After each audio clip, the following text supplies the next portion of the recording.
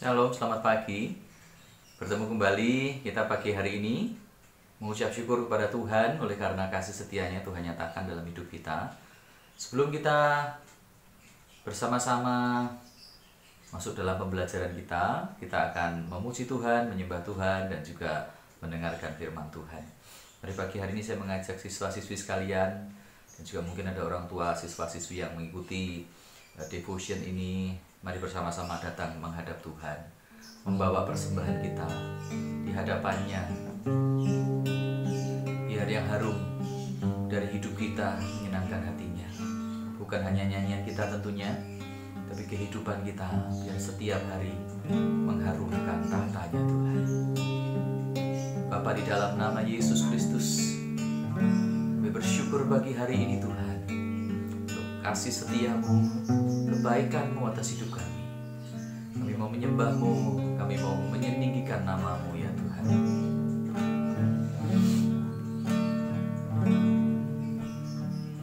Engkau tahu di hatiku ada sejuta rindu untuk selalu bersamamu Yesusku. Izinkanku menyenangkan hatimu lewat nyanyian hatiku. Engkau tahu di hatiku ada sejuta rindu untuk selalu bersamamu Yesusku. Izinkanku menyenangkan hatimu lewat nyanyian hatiku. Biarkanlah ku menyembah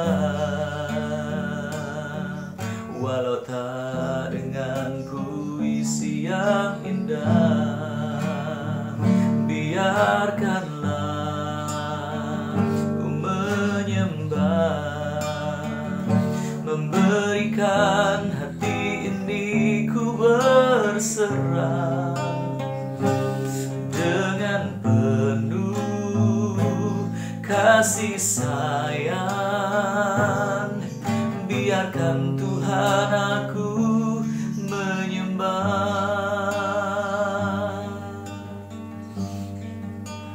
Biar nyanyian kami ini mengharumkan tahta-Mu ya Bapa. Keluar dari hati kami meninggikan namamu Yesus. Biarkanlah ku menyembah walau tak dengan puisi yang indah. Biarkanlah ku menyembah, memberikan hati ini ku berserah dengan penuh kasih sayang. Biarkan Tuhan aku menyembah. Biarkanlah ku menyembah walau tak dengan puisi yang indah. Biarkanlah ku menyembah, memberikan hati ini ku berserah dengan penuh kasih sayang. Biarkan Tuhan aku menyembah. Biarkanlah ku menyembah walau tak dengan puisi yang indah. Biarkanlah ku menyembah,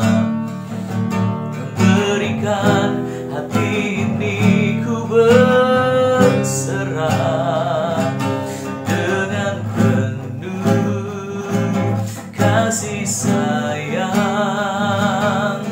Biarkan Tuhan aku menyembah, biarkan Tuhan aku menyembah, biarkan Tuhan aku menyembah. Haleluya, haleluya Yesus, haleluya. Ku menyembahmu, haleluya.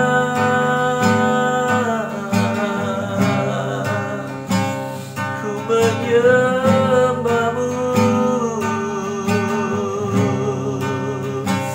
Kami harapkan tahta-Mu dengan pujian kami, ya Allah yang hidup. Haleluya, haleluya, haleluya.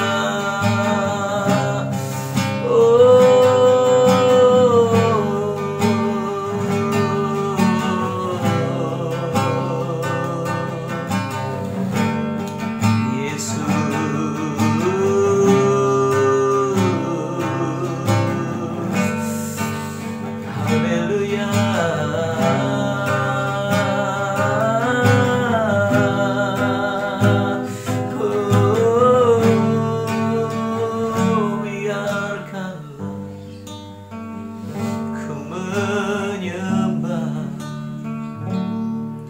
walau tak dengan puisi yang indah. Biarkanlah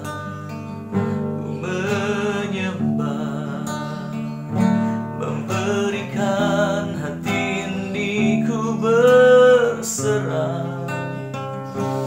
dengan penuh kasih sayang. Oh, biarkan Tuhan aku menyembah, Yesus, biarkanlah ku menyembah,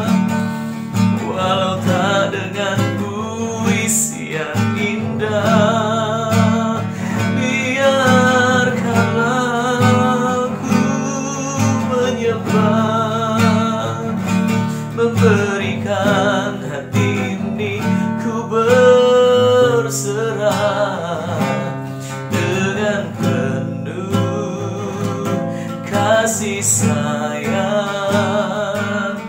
Biarkan Tuhan aku menyembah, biarkan Tuhan aku menyembah, biarkan Tuhan aku menyembah. Kami ada untuk memuji-Mu, kami ada untuk menyembah-Mu, ya Allah mati. Biar seumur hidup kami, sepanjang hidup kami, selalu memuji, menyenangkan-Mu, baik melalui nyanyian hati kami, nyanyian yang keluar dari mulut kami, terlebih nyanyian kehidupan kami. Hidup yang dipimpin oleh firman, itulah yang menyenangkan hati Tuhan. Terpujilah nama-Mu Tuhan. Sebentar kami mendengarkan firman-Mu, berbicaralah melalui hamba-Mu, mengurapi kami semua yang mendengarkannya. Dalam nama Yesus Kristus Tuhan kami berdoa. Amin. Shalom Bapak, Ibu, Miss Dancer, siswa-siswi yang terkasih dalam Tuhan. Sebelum kita memulai devotion kita, mari kita berdoa terlebih dahulu. Tuhan, terima kasih buat berkat-Mu yang indah buat pagi hari ini Tuhan. Tuhan, kami semua anak-anak-Mu akan melakukan pembelajaran PJJ pada hari ini. Sertai kami Tuhan, dampingi kami dari awal, pertengahan hingga akhir dengan tidak ada suatu masalah Tuhan. Tuhan, sekali lagi kami anak-anak-Mu akan mendengarkan sedikit tentang firman-Mu Tuhan. Biar firman-Mu buat anak-anak-Mu jadi rema dalam hidup mereka. Terima kasih Tuhan Yesus, haleluya, amin. Oke, selamat pagi anak-anak semua. Renungan ceria pada pagi hari ini saya kasih judul Dipangkas. Ya. Yang pertama, sunat sebuah kata yang penuh makna jika kita membuka firman Tuhan secara manusia. Maka kita sama-sama lihat di dalam Roma yang pasal 4 ayat yang ke-11. Dan tanda sunat itu diterimanya sebagai meterai kebenaran berdasarkan iman yang ditunjukkannya sebelum ia bersunat. Demikianlah ia dapat menjadi bapa semua orang percaya yang tak bersunat, supaya kebenaran diperhitungkan kepada mereka. Dan hal ini juga merujuk pada firman Tuhan dalam Kejadian 7 ayat yang ke-10.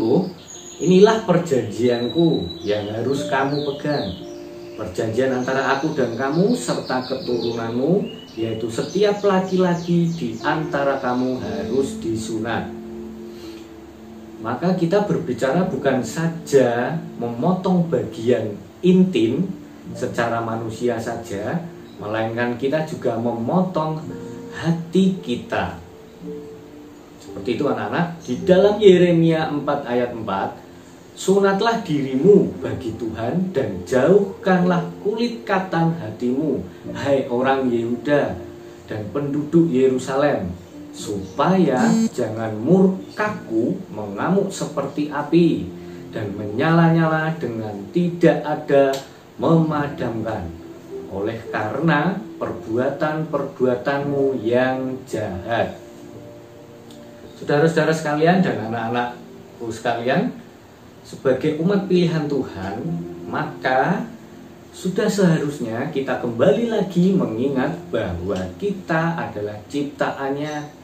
Maka sikap kita haruslah mewakili sikap Bapa kita yang di surga. Untuk menjadi pribadi yang semakin dekat kepadanya tidaklah mudah, tidak gampang. Terlebih lagi di masa-masa yang seperti ini, ya, masa pandemi saat ini, kita harus berusaha untuk selalu berbuat baik kepada sesama. Namun